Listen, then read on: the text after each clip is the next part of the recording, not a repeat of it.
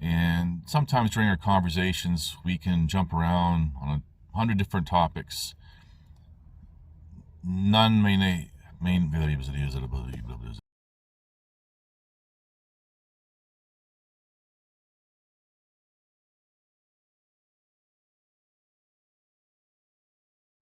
Hello, it's November 2023, and this video is inspired by a conversation that I had with a really good friend of mine.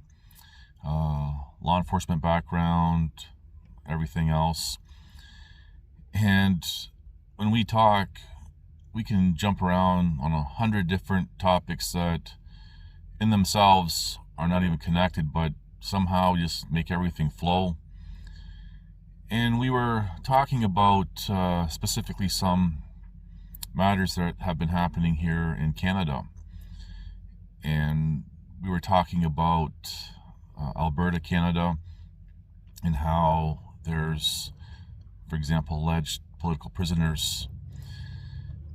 And we ended up discussing, the charges and everything else against these individuals. And I've even mentioned in the fairly recent videos how, some of these people, there was about a dozen of them. Some of them pled guilty, some found guilty, some cases were dropped, whatever. And there's still some remaining. And the charges include taking out some RCMP officers and all this other stuff. And I'm going to stop and segue for a quick moment here.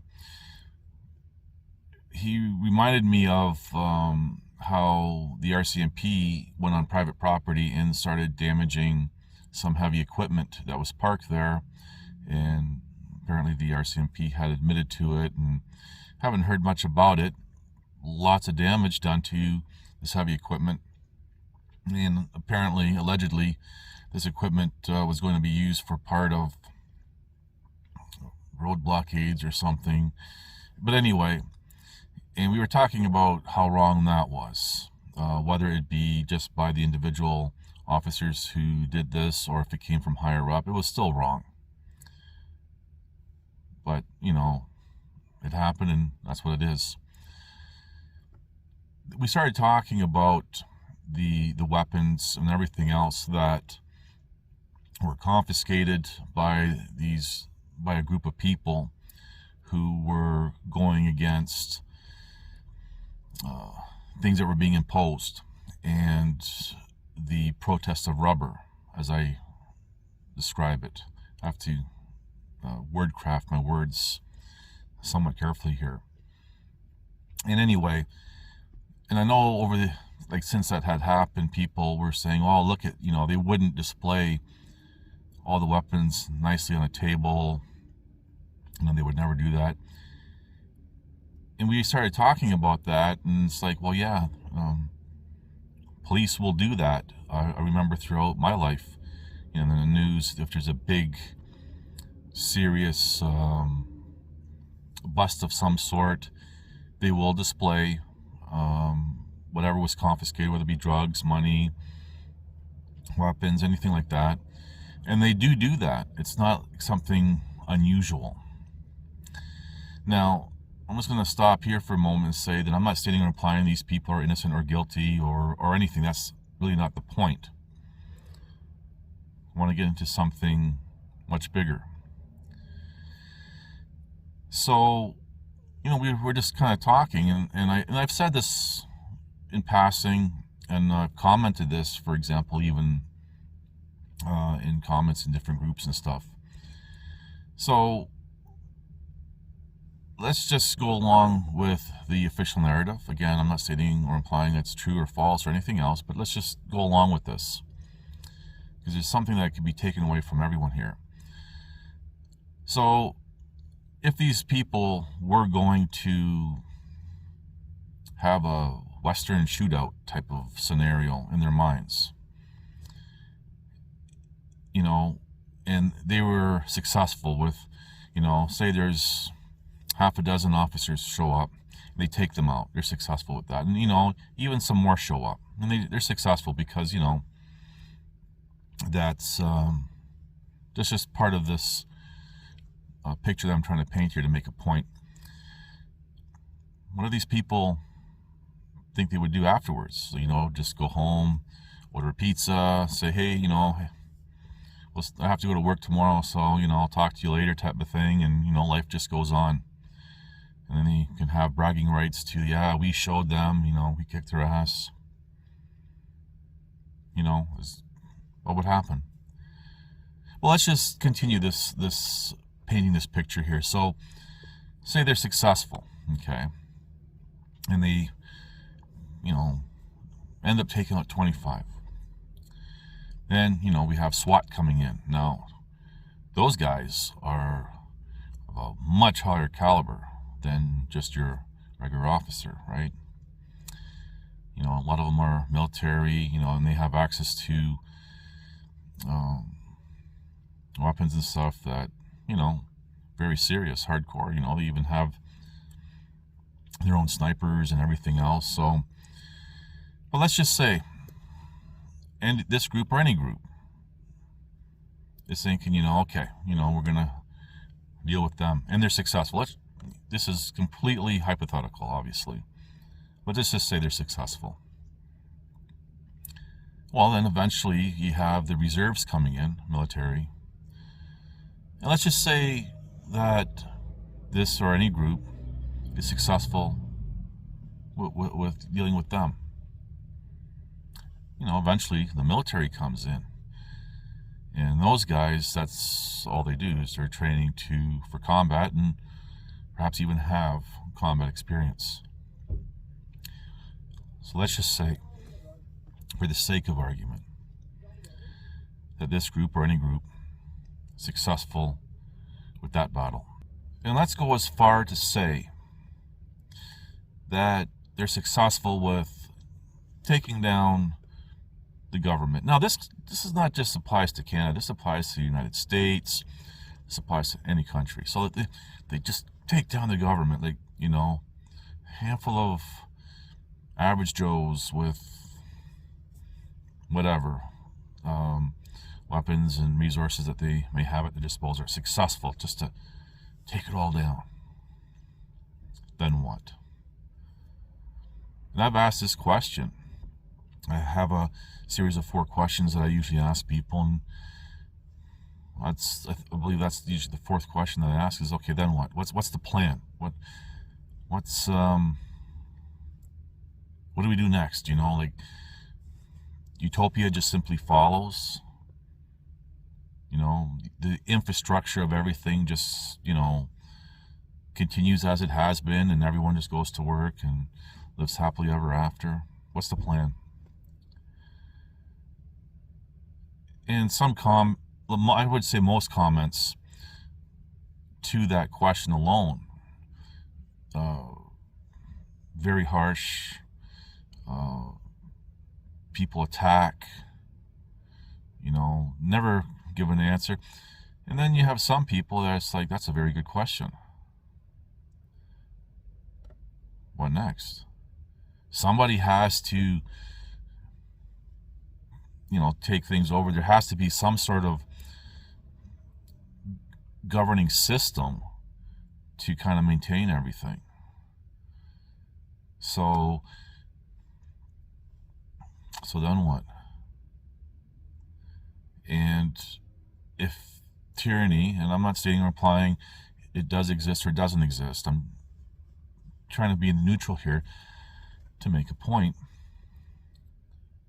Who's to say that a bunch of people in some community somewhere in your state, province, or country is not going to do the same thing?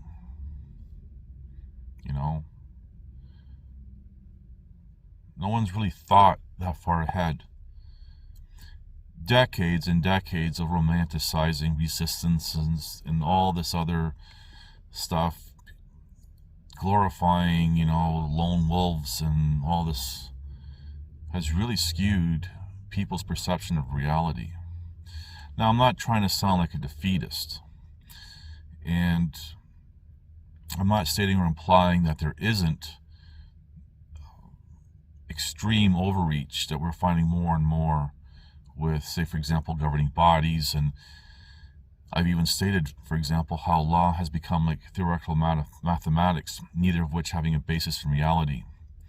And we see liberal ideologies infecting each individual, and each individual makes up different professions, including politics and law. And liberalism has infected even the most conservative minds, and they don't even realize it.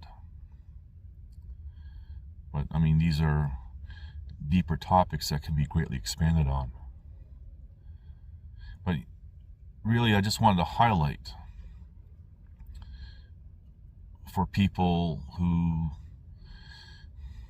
maybe even thinking, yes, those guys in Alberta, look at them, well, don't look at them. And we were talking about one female who was, or is perhaps alleged, one of the ringleaders of the protest by rubber, and how, for example, her charges were stayed. And I've been even now listening to people who were part of the protest of rubber saying that's a victory because the charges were stayed. Now, stayed charges is not guilty or innocent. And I'm trying to make this explanation really simple. So basically, it just kind of sits there forever. So if you ever have a charge that stayed, it never goes away. It stays on your record forever. Now, if you were not to have the charges stayed and say you were found innocent, then obviously that's it, it's over. You're found innocent. Now, even if you're found guilty,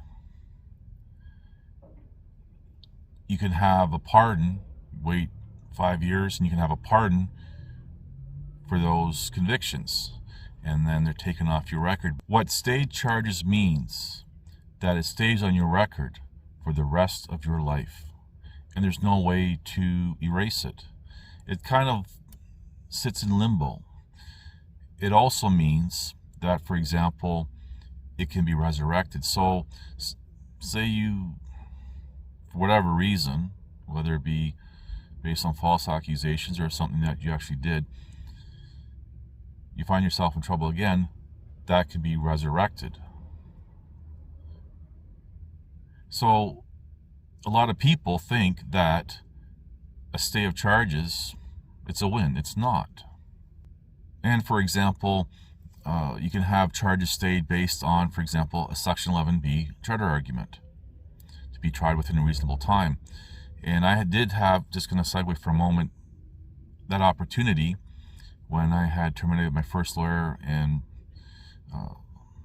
retained my second lawyer for my matter in Calgary. I had the opportunity, the Crown was bringing up Section 11B charter argument because we were already exceeded the time at that time. And I refused because I know what that means. And I wanted to address everything. At the time, being naive, thinking that I would prevail with all the evidence that I have of my innocence and all the peripheral accusations and everything else, being able to prove my innocence with that as well. I was foolish, but anyway. But it would have stayed on my record. So that's not a win. Having cases thrown out or anything else is also not a win.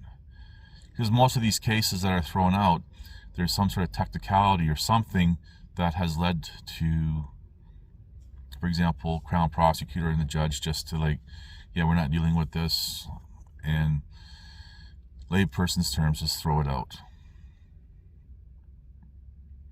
But my real point here is how people don't think too far ahead. They just think, well, let's just react now. And a lot of the reactions are based on emotions, making a lot of emotional judgments. And that's why I really have been highlighting is we all just have to survive. There's nothing stopping what's happening, unfortunately. And I've talked about, even in recent videos, 100-year patterns and things play out. Deal with it. You know, we're all in the same storm. We're all in different boats, but we're all in the same storm. Some are in yachts, some are in rowboats, some are swimming and drowning. The ones on the very top are in battleships. What we need to do is just survive and help each other as best as we can when we can.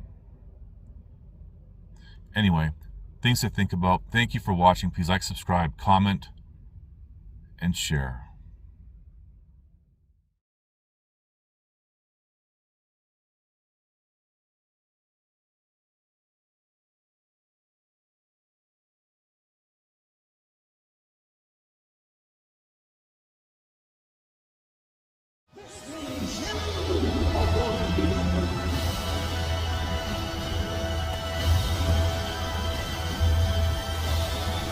Listen to this and write it down if you can't remember it. You're never going to outgrow warfare. You simply must learn to fight. I hear people saying to me, oh, when is it going to get easier? When you die.